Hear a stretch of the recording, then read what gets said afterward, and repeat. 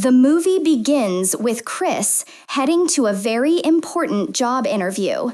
The road is completely blocked, and if he waits, he won't make it on time. He decides to turn back and take a different route, though he has a feeling he might get lost. Chris comes across an abandoned gas station and meets an old man inside. He asks if there's an alternative route. The old man says no, but Chris notices a map and discovers another road that could get him to his job faster.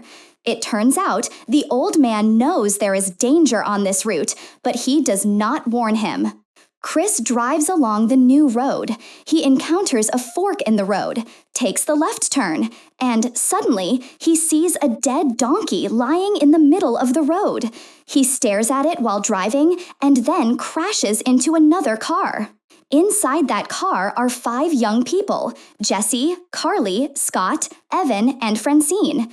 They explain their tires were punctured by barbed wire, no spare tires left. Stuck and with no signal, they decide to split into 2 groups. Chris, Jesse, Carly, and Scott go into the forest to find help, while Evan and Francine stay behind to guard the car. As they move through the forest, they notice a fire burning, a sign someone else is present. Meanwhile, Francine discovers Evan is missing. She follows a trail, finds his sneaker, and then his severed ear. Terrified, she calls out, but hears nothing. Suddenly, a huge creature ambushes her, wraps her in barbed wire, and kills her. Chris and the others stumble upon a filthy house. They peek inside and are horrified.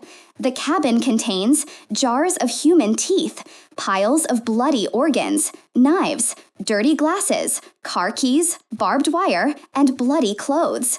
They realize these are the same kinds of barbed wire that punctured their car. As they try to escape, a truck honks outside. One of the cannibals enters and throws the barbed wire he's carrying onto the couch where Chris and Jesse are hiding. Jesse sees her friend, wrapped in the wire, dead.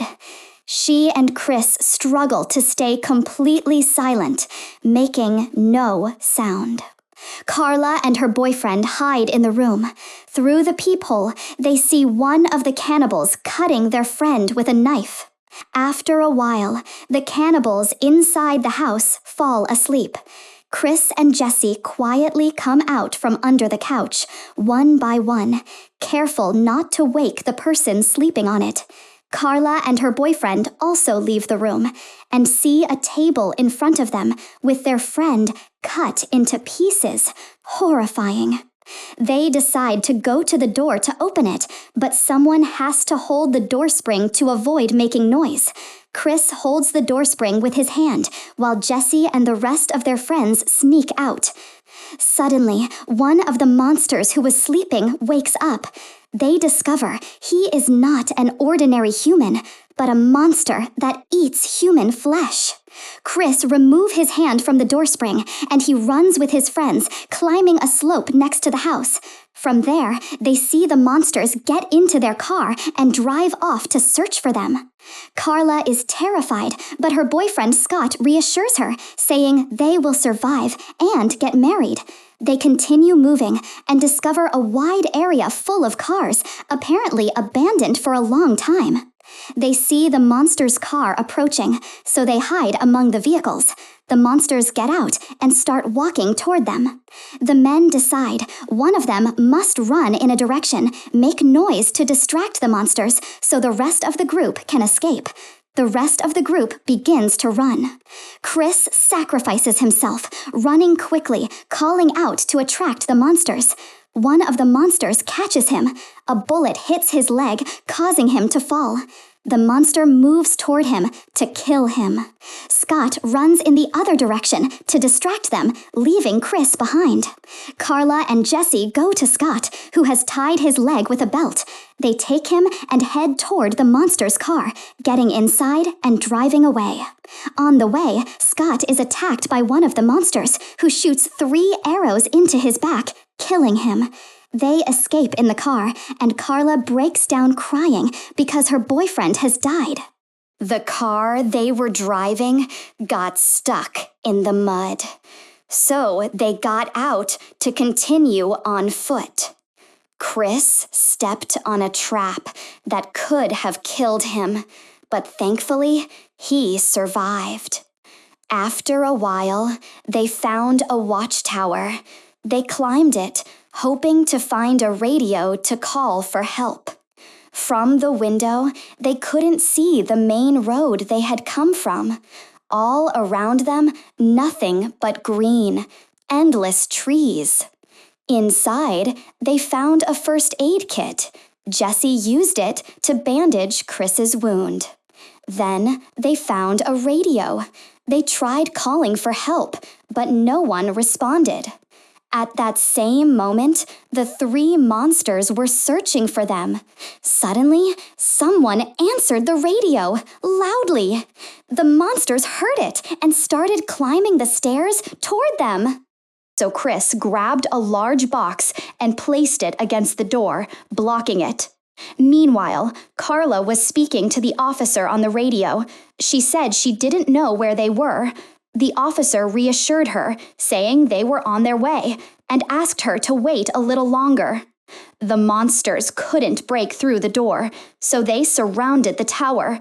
Carla panicked, broke the glass window, and decided she would jump to end it all, to escape the horror. The others tried to stop her, but Chris looked down and told her, "You're right, we really have no choice. Jumping is the only way out." Chris jumped first, and though the distance was very far, he managed to grab onto a tree. Then Carla jumped and held on to the tree as well, followed by Jesse. But one of the monsters climbed after them, trying to reach the same tree. They attempted to cross to another tree, but Carla froze. She was too afraid to move forward, afraid she would fall. The monster came up right behind her, and with an axe, it chopped off her head. The monster turned, heading toward Jesse and Chris. Chris quickly grabbed a thick branch of the tree. He pulled it back with all his strength and released it suddenly. The branch struck the monster with force, sending it flying off the tree. After that, they continued moving across the trees, climbed down, and reached a waterfall, where they found a small cave nearby and hid inside. Inside the cave, Jessie began telling Chris about her friends. She said how deeply sad she was and how she believed it was her fault that they had died so brutally. Earlier that morning, she had received a message from her boyfriend. He told her he didn't want to continue the relationship. Heartbroken, she went to her friends to tell them what had happened, and because they loved her, they decided to take her out to help her get out of the situation. But then, what happened, happened. Chris told her, "It's fate, it's destiny." He took her in his arms, and they slept until the next day. In the morning, they continued walking until they saw the main road. But suddenly, a monster threw an axe at them. Chris tried to strike it, but he fell down the slope. The monster grabbed Jesse. At that moment, Chris saw a police car approaching. He stopped it. The officer inside said they had tracked the location from where they had called and came to help. The monster began explaining what had happened, but before he could finish, a monster attacked the officer. It struck him directly in the eye, killing him instantly. The monster searched around the police car for Chris, but it couldn't find him because Chris was hiding in the trees. The monster dragged the officer's body, stuffed it inside the trunk of the car, and then climbed inside to drive away. But before leaving, Chris slid under the car and held onto it tightly from beneath. The monster reaches the house, and Chris crawls out from under the car. Inside, he finds Jessie tied up, and the monsters are about to cut her apart. Chris sets the window on fire, and while the monsters are distracted looking at the blaze, Chris drives the car straight into the house, running over one of them. Then he throws a Molotov cocktail at another one, but it doesn't affect him at all. Then Chris grabs a sharp tool and stabs the monster in the stomach several times until it finally dies. He starts untying Jesse's hands, but he doesn't make it in time because the monster that he ran over with the car is still alive. That monster grabs Chris, throws him away, and is just about to kill him. At the last second, Jessie frees her other hand completely, grabs a bow, and shoots an arrow straight into the monster's head, killing it instantly. Another monster comes at Chris, but Chris grabs a heavy iron chain and strangles it tightly around its neck until it dies. Then, Chris picks up a rifle, but he sees that all 3 monsters are still moving. The rifle has only 1 bullet left. Thinking quickly, Chris steps outside, aims, and fires that 1 bullet directly into the gas tank of the car he had driven inside.